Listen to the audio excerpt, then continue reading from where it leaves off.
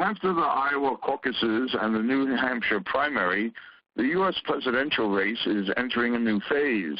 On the Republican side, billionaire developer, casino magnate, and entertainment mogul Donald Trump has assumed the commanding lead, but it is still very shallow, constituting only 1/3 of the Republican vote, many of whom could well be independent voters who are not committed to the GOP, just as Trump himself has opportunistically switched from Democrat to independent to Republican, changing his positions as deemed necessary to win votes.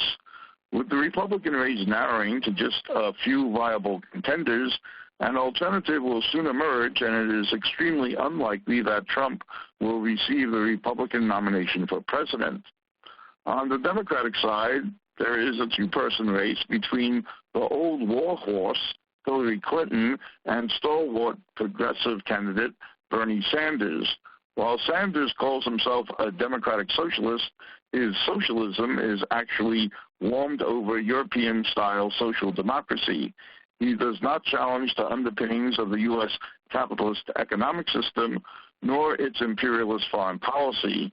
His pie-in-the-sky domestic program is unobtainable as long as the military-industrial complex and the Zionist cabal in the State Department hold sway over U.S. foreign policy and siphon off hundreds of billions of dollars to the military budget of the U.S. War Department, a.k.a. the Defense Department, and its far-flung network of foreign bases.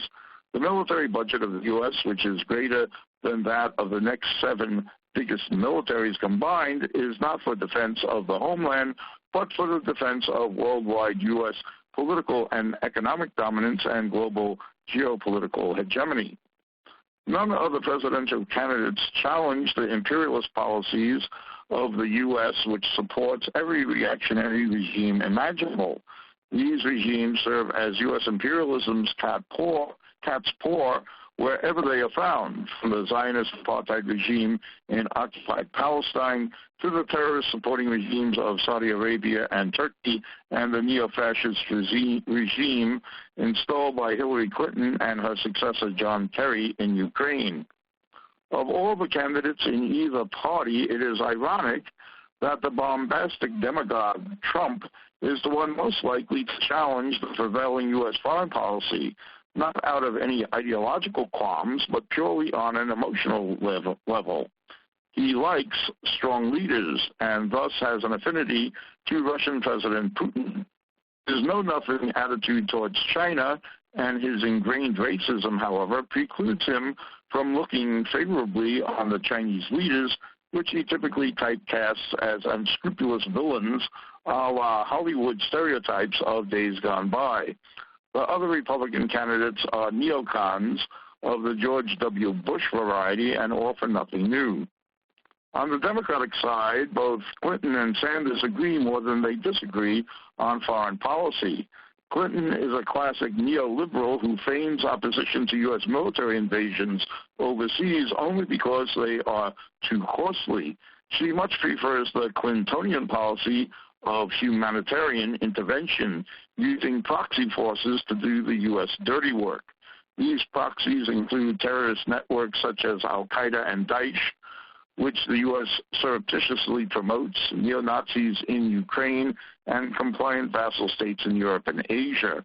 The Clintonian foreign policy is based on the geopolitical strategy of Zbigniew Brzezinski and the subversive political tactics of George Soros, both neoliberal icons.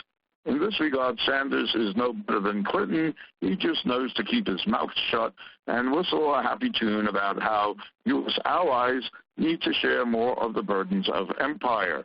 Thus, all candidates in both parties will continue the policy of perpetual war and mass destruction unleashed by Bill Clinton, George W. Bush, and Barack Obama. The U.S., the other Anglophile nations, including Israel, are all settler states and impose their rule by genocide of the people who occupied the territory they seized by force of arms and chicanery. Of all the candidates, Hillary Clinton, as recently noted by WikiLeaks founder Julian Assange, is perhaps the most odious. With a smirk and a cackle, she chortled about the murder of Libyan President Muammar Gaddafi and would assuredly do the same if a similar fate befell Syrian President Bashar al-Assad.